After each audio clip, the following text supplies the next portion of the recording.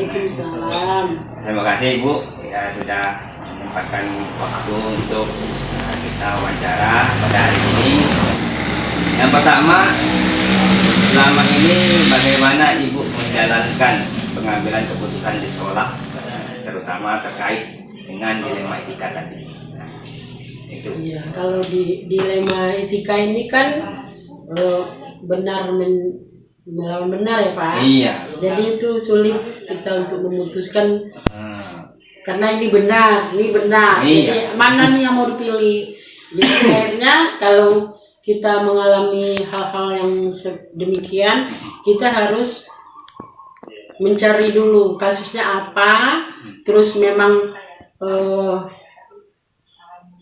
fakta-fakta yang ada di kasus itu. Jadi kita harus mengumpulkan dulu faktanya dan mencari penyebab dan penyebab ya Pak ya. Jadi akhirnya baru nanti kita musyawarahkan, baru kita mencari solusi bersama. Ya bersama, jadi baru kita ambil keputusan. Jadi pertama fakta dulu, kemudian fakta. Ya, cari faktanya, ini kasusnya apa, ya. Dan cari faktanya apa, ya, sebabnya apa terjadi kasus ini, baru kita musyawarahkan. Dari musyawarah baru kita cari solusi untuk hasil penyelesaian gimana, untuk ambilkan keputusan apa dari kasus itu.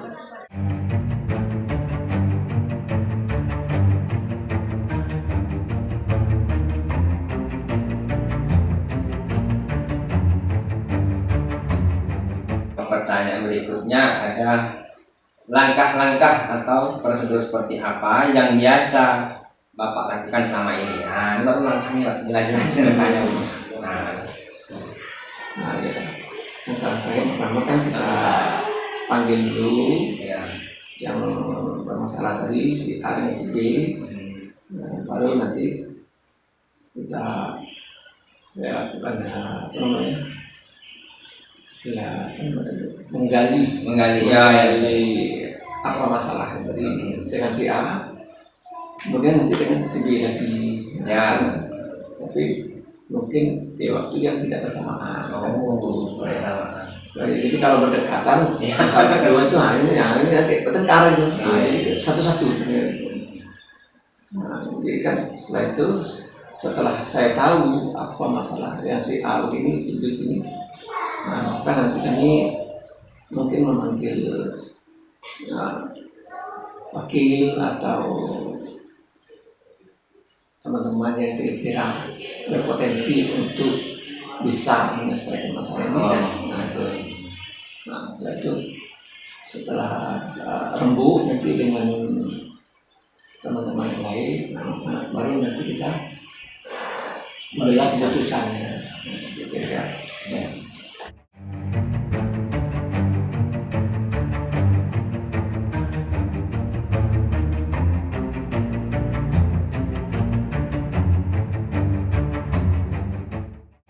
Nanti menarik kasus seperti itu. Jadi pernah ada kasus yang dialami ya? Iya, pernah.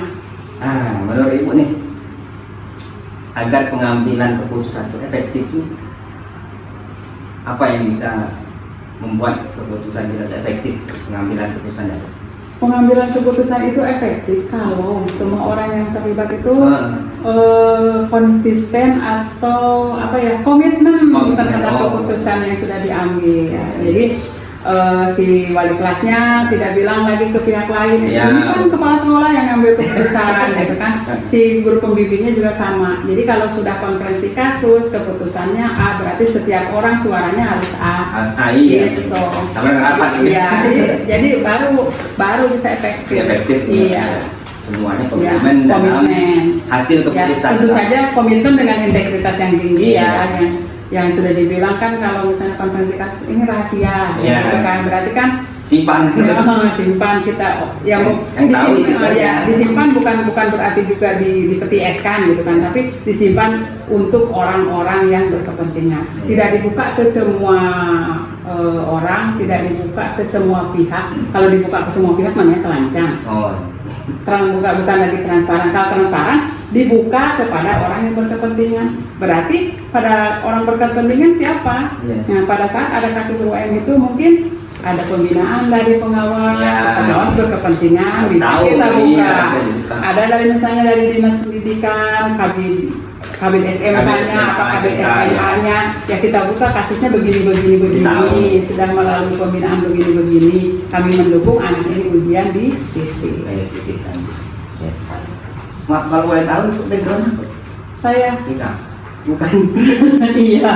Oh. Tapi saya ada diploma 3 pariwisata. Oh, emang Iya, bisanya ya. melanjutkan alih S1-nya Iya, jadi. bimbingan konseling Iya. karena waktu itu di Jambi kan sangat susah untuk Ya, BK. pariwisata. Pariwisata. Jadi ngelanjutin S1-nya BK. Oh. Jadi ceritanya Ngajarnya jadi? iya, ngajarnya pariwisata Tetap karena pariwisata. sertifikasi pariwisata. Oh. Terus sempat berkesempatan ngambil S2 malah teknologi pendidikan. Jadi ceritanya saya ini tersesat di jalan yang terang. Tersesat di jalan yang terang. Pada saat harus kuliah tapi bidangnya Iya. lain. Gak apa-apa. Maaf tuh, nyimpang dikit tuh. Nggak apa-apa. Nah,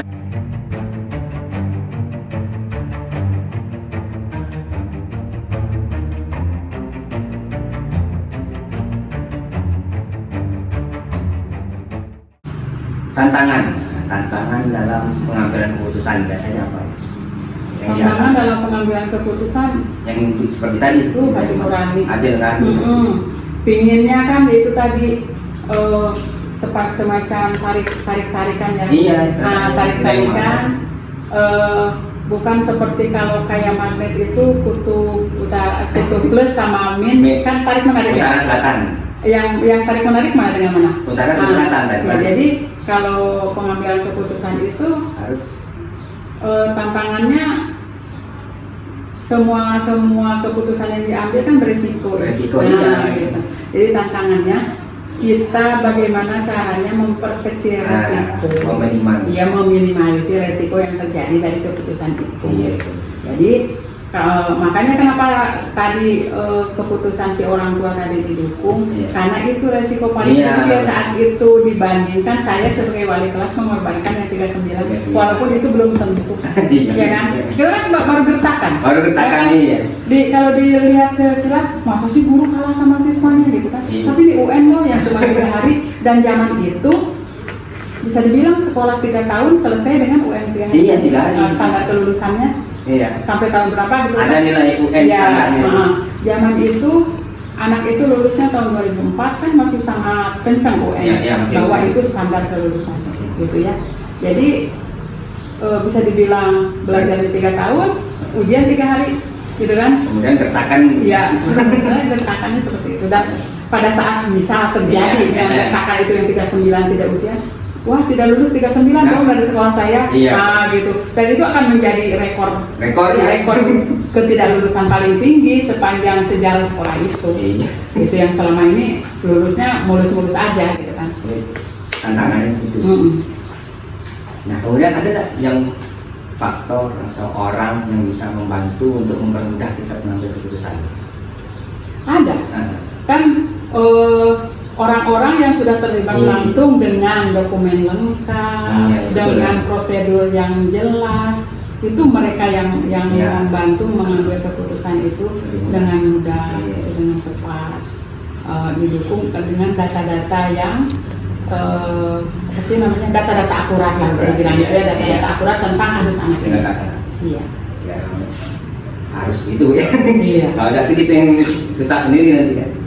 Kita ingin mengeluarkan, tetapi data tidak ada. Iya. Akhirnya diprotes oleh orang tua. Ya betul.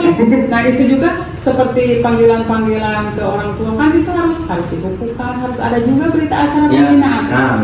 Tidak cuma sekedar surat dipanggil, surat panggilan orang tuanya datang bincang-bincang, bukan cuma sekedar itu. Orang tuanya Isinya, datang punya. hasil pembicaraan Iya. itu, orang tuanya nanda tangan lagi. Iya. Pada saat anaknya dihadirkan, anaknya juga harus nanda tangan lagi. Anaknya. Jadi dokumen tentang pembinaan anak Lengkap. itu yang lengkap dan akurat. Iya.